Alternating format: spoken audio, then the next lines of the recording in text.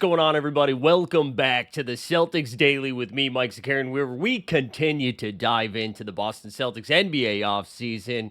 And we got hit with a little bit more word of some Celtics happenings. We're going to get into that today. We'll talk about some potential big men to come save us at some point. We'll get into your comments as we always do. But before we get cooking, do me a favor. If it's your first time hanging out here, hit the subscribe. We're cruising on up to 1,800 subs. Been appreciating the support and all the engagement. As you'll notice, right, we are starting to get to the freaking dead zone of the NBA offseason. So it's more important, or more now than ever, important for you to get involved in the comments, because I think that's going to fuel the show here for a couple of weeks while we wait for, some camp, right? We'll probably get some Tatum updates soon. We'll get some camp updates soon. I'm sure more is coming, but let's get going. Speaking of coming to Boston, we're not gonna go full pause this early in the morning.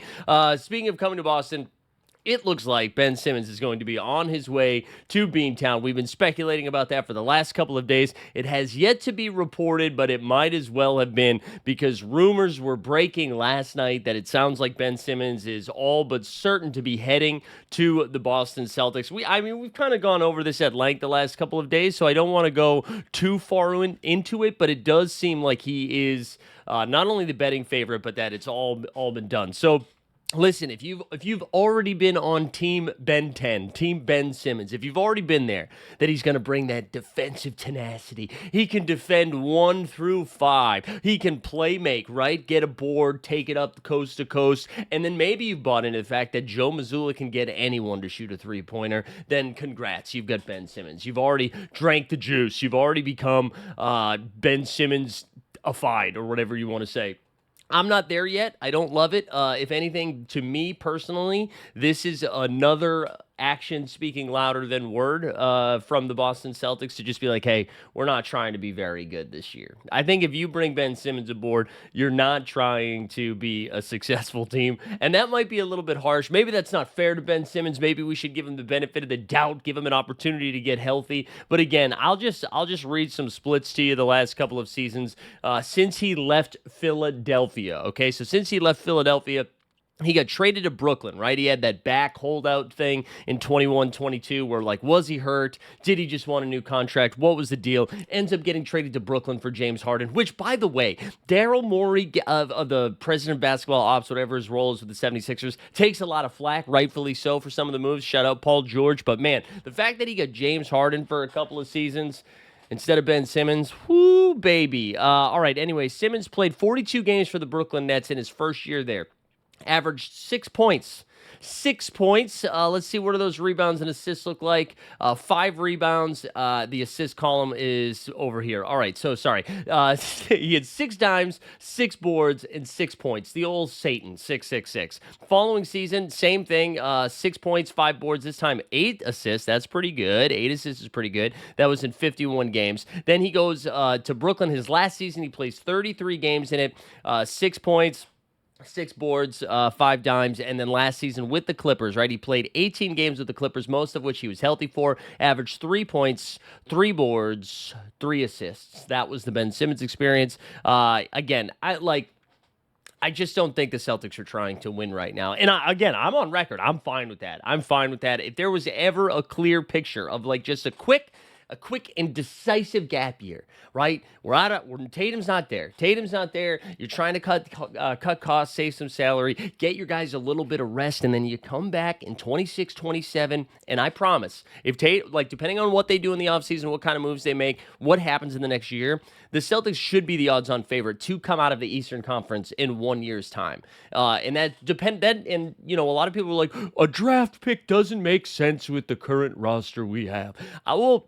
We've seen other teams. You don't have to use the draft pick. You can use the draft pick as an asset, right? You can use that lottery ping pong ball. Here's our first round pick. Give me a guy or give me a couple of guys that can win right now. Or you just take the asset and you're like, hey, we're the number 1 overall pick. Shout out AJ. Let's get AJ from Brockton. Let's get him here. So anyways, this Ben Simmons, this is more noise than What's I don't have an analogy. It's more noise than bang. That's terrible. That's not a good analogy. I think the idea of Ben Simmons is we're going to talk about it way more than he's going to impact the basketball game on the floor. I think even bringing him here, I like what's he going to be playing?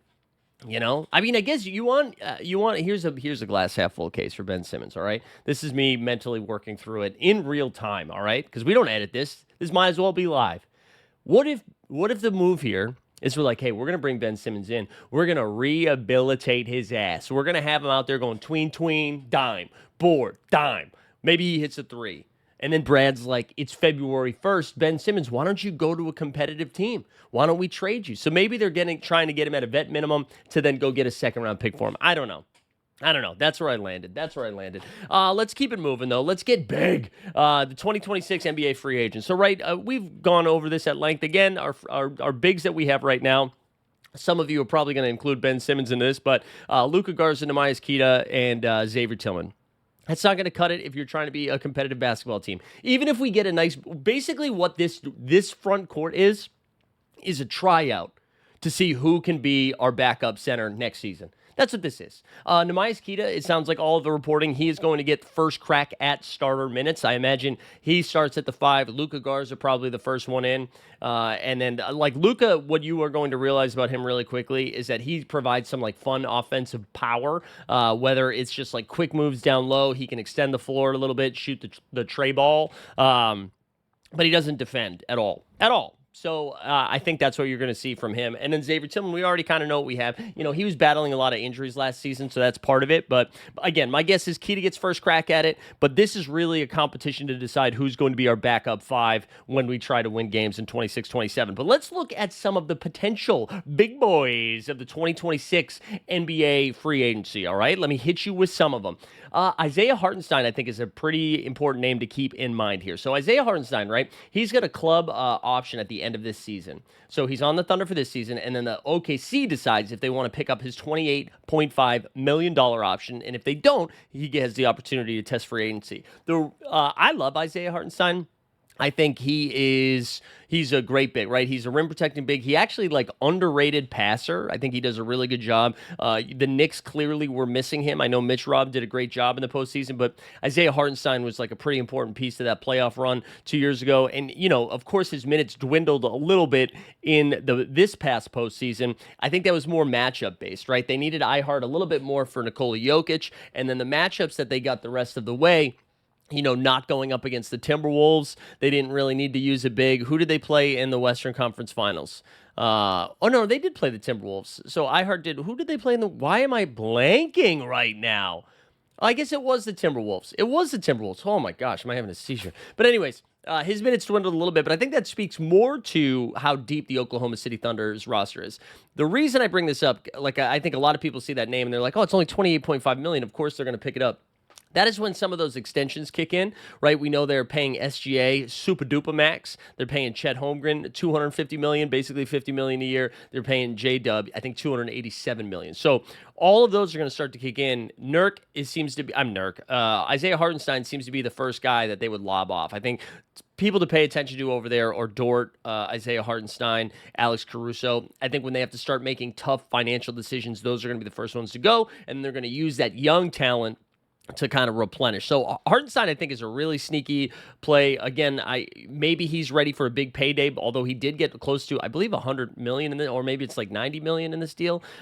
If that is the case, I mean, he could just be like, hey, I like playing winning basketball. Send me to Beantown, baby. Another big that's going to hit unrestricted free agency is Yusuf Nurkic. No, thank you. Hard pass. Zach Collins is also going to hit the market. Zach Collins, I think, honestly, would just fit into the same category of the guys we already have on our team, so I don't think it makes the most sense. Mitch Robb, though, is kind of nice, right? So he's going to be an unrestricted free agent. The Knicks hold on to their bird rights, but I think that's kind of interesting. He makes $15 million right now. I think Mitch Robb would make a ton of sense. Mo Wagner, who just signed a $5 million extension or one-year deal with the Orlando Magic on pretty cheap.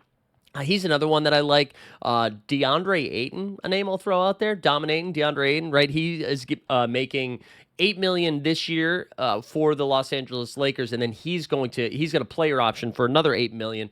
But I imagine Dominating wants to get paid a little bit more than that. But he really has to rehabilitate his image. You got Kevon Looney down there, and then a lot of these rookies have all these player options. Club options that I imagine they pick up. A team usually picks up their rookie club option. So guys like Klingon, Zach Edey, Derek Lively, Khalil Ware, I think those all make sense. Jalen Duren and Mark Williams are both becoming restricted free agents. So again, it's not super exciting, and that actually brings us to a question that came up about Walker Kessler the other day, where I do think like maybe it does make sense if you can get Walker Kessler at a relatively team-friendly deal, then maybe you do, splurge on him a little bit. And I'll actually save the Walker Kessler conversation because a guy named Silver Surfer in the chat brought it up, and we'll talk about it a little bit more. But those are some of the potential bigs that are out there for the next season. So honestly, Hartenstein's the only one that gets you excited, and because of that, you have to think his market might be a little bit juicier, and we might have to overpay a little bit because of after him, it's a pretty big steep drop off. It's like him and Mitchell Robinson, which is kind of ironic because they were both teammates. But it makes me think that maybe you have to find the big man either through the draft or through trades. So something to keep in mind. I'm sure, like, as we get closer to this NBA season, we'll have a better feel for it. But the other thing I just wanted to talk about was just Brad Stevens, and I forget who pointed this out. Somebody that I follow on Celtics. It might have been Jay King. It might have been Bobby Manning. I apologize for not having that in front of me, but just mentioning that Brad, this is the most talkative Brad Stevens has been in his time as president of basketball ops, and I think it was hypothesized. There you go for a scientific term, you dorks. That this might have to do with new ownership, right? Wick Grossbeck, somebody who is very,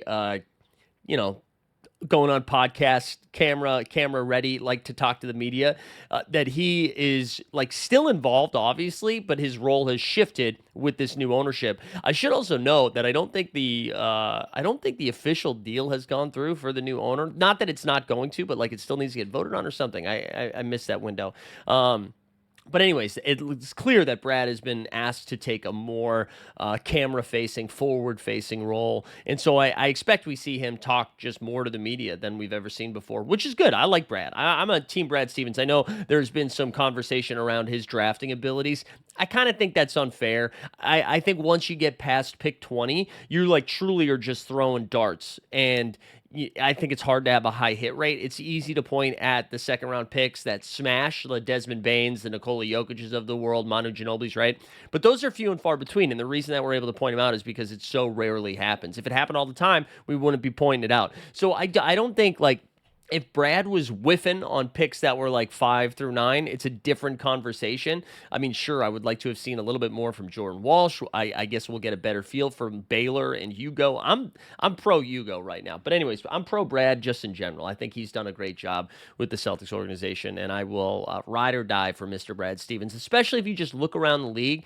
I mean, you can count on one hand the guys in charge of basketball operations, whether that role or general manager, who are sharp and doing a good job. I mean, more often than not, we're like pointing out things that are like, what happened here, So I'm pro Brad. Brad's ride or die for Brad Stevens. All right, let's get into some of your comments from yesterday. There were some really good ones, so I'm excited to do it. Thank you. Continue to get involved in the chat. Also, just a reminder, let's subscribe to the channel. If you've made it through this whole video, because I'm seeing where the views are up over 5,000. We're getting over 5,000 views, and we don't have 2,000 subs yet. Either I appreciate the work you're doing by watching it over and over again, or if you've made it this far and you haven't subscribed, come on. Water's warm. Let's get into your comments. Let's go. Let's start with JB for MVP. Where is it? Where's our take? I loved it. Dave's not here, man. That is the YouTube handle. Dave's not here, man. He said, I'm also going to double down on my prediction. Jaylen Brown will be in the MVP conversation next season. Listen, I'm here for it. I think for that to happen, Jaylen Brown has to average 30 points a game or like 27, 7, and 7. Just a lot of sevens. The old LeBron. That's what LeBron used to average like every single freaking year. 27, 7, and 7.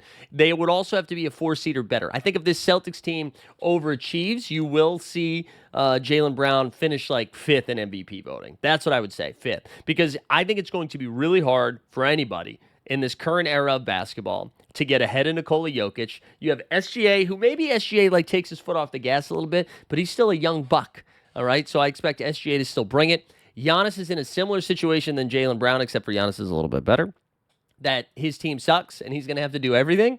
So Giannis's numbers are going to be nuts. Luka's coming. Dude, Luka's over in Europe right now. He switched from IPAs to Pilsners. He's drinking that Hollywood green juice. Luka looks like he's in insane shape. He's going to put up big numbers. I think it's going to be really hard to crack like the top three. But if the Celtics finish like a 3 or 4 seed, he averages 27, 7, 7.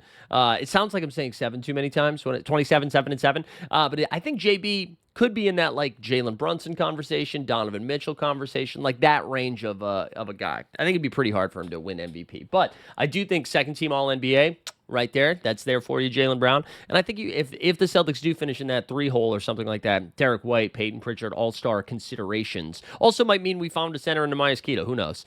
Okay, let's go for G Cross. Ooh, I meant to pull up a tweet for this, so I'm going to do it while I continue to shout out G-Cross here because he's talking about Simmons and our guy Simmons and our guy Fast PP, Peyton Pritchard. And I thought this was there were some good stats on this crap, and if I really hope I find it in a faster. Man, this dude tweets too many times. I don't think I'm gonna have it. Gosh darn it! Gosh darn it! All right. Anyways, let's go back to the comments. So our guy G Cross 41482 says, "I've been following Anthony Simons closely since he was drafted. Do not trade this kid. I'm telling you, he will absolutely shine in Boston. I get that his D that his D is subpar. He more than makes up for it on the offensive end. He will be an elite playmaker in Boston." Listen, I'm not anti-Simons. I love Simons. I'm a Simons guy. But there was a lot of conversation about like Simons starting over Peyton Pritchard. I think they're like essentially the same player. I think Simons is a tad bit of a better scorer, a tad bit of a better playmaker. I think Peyton Pritchard is a much better defender, which is crazy. That's how bad Simons is on the defensive end that I'm like, I'd take Peyton Pritchard defensively over him. Peyton Pritchard also a better rebounder than him. But I think it's pretty close. I think they are very close to the same player, which maybe is disrespectful to one of them. I don't know which one. But there was some... Oh, wait. Oh, no, that's not it. Thought I had some stats to back it up where basically they had this... Oh, here it is. Bobby Manning. Shout out Bobby Manning. He does. This is the per 36, all right? Per 36. Pritchard averaged 18 points, 5 boards, 4.5 dimes, over a steal, and just 1 turnover a game, shooting 47% from the field, 40% from 3, and then 84% from the line. Simons averaged per 36, 21 points per game, so 3 more points per game, 3 rebounds a game, so that's 2 rebounds less, 5 dimes a game, so that's 1 assist more, or like a half an assist more, under a steal and over 2 turnovers. He shot 42% from the field, so that's a little bit less than Pritchard. He shot 36% from 3, which is less than Pritchard, and then 90% from the line. I would say one of the things about the 3-point percentage, Simons, I think his threes are a little bit tougher. You know, he's playing with the starting unit. The defense is a little bit better, and I think Simons is a big grenade guy, meaning that late in the shot clock, Simons is the one that has to chuck it up and create when he's with Portland. But anyways, all that to say, like, I think they are pretty similar players. And again, I want to stress, I'm not out on Simons. I am a Simons fan. I just think mathematically speaking, with an expiring contract, with the Celtics trying to cut costs, and he's being $30 million this year, I think he's probably gone. But all right, Silver Surfer 9398. Going back to what you said before, how about trading Sammy Hauser and Xavier Tillman for Walker Kessler? I don't think that's going to be enough. I don't. I know, so Walker Kessler right now is only making $4 million, but he's about to get either that rookie extension or he needs to get his first payday. And the asking price for Utah, if it's for a team that's trying to compete right now, it's one of the reasons why the Lakers ended up going with DeAndre Ayton instead of trying to trade for Walker Kessler, is because Utah's asking price is going to be pretty high because they know he's cheap right now. But the trade value is interesting because whoever gets him next basically has to decide we're going to extend him, right? We're going to keep him here. And so, like, even though you're getting him at $4 million right now, it's more likely going to be, I don't know, 4 years, $100 million, 3 years, like $80 million, something like that. Would be my guess. So I do think Utah would be asking for a little bit more. So I think Sam Hauser makes sense to be included in that deal. I think you'd have to throw a pick in there or something like that. I could be wrong. But I'll be fascinated to see how the Ainges, Danny and Austin over in Utah decide how to handle the situation because they haven't made it clear that they're going to extend him. And if they're not going to, you feel like if you're not going to extend the rookie, you might as well move off him while he has some value. So that'll be interesting to pay attention to. Like the comment, but don't think it's enough.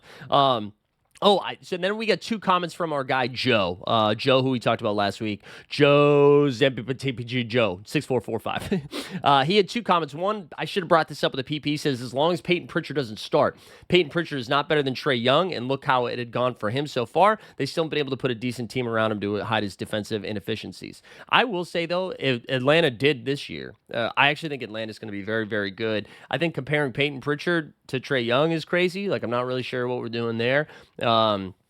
But we don't have a point guard. I mean, I saw somebody else in the comments say Derek White's our point guard. Derek White's not a point guard, though. Derek White's like a secondary playmaker. And I like Derek White. I love Derek White's game, but he's not an offensive facilitator. That's like he cannot be your main playmaker. So it has to be Pritchard or Simons, in my opinion, especially with the current roster that we have. Because what's going to end up happening is like Simons will handle it a little bit. White will handle it a little bit. JB will handle it a little bit. But he's not our starting point guard. But yeah, anyways, one other comment from Joe. We'll end it with this one. He said, I didn't know Charles Bassey, who we talked about yesterday. I didn't know that Bassey would have been in the league for 5 years. He is who he is and still has to play in the summer league, which is not a good sign, but he's better than all of those we have.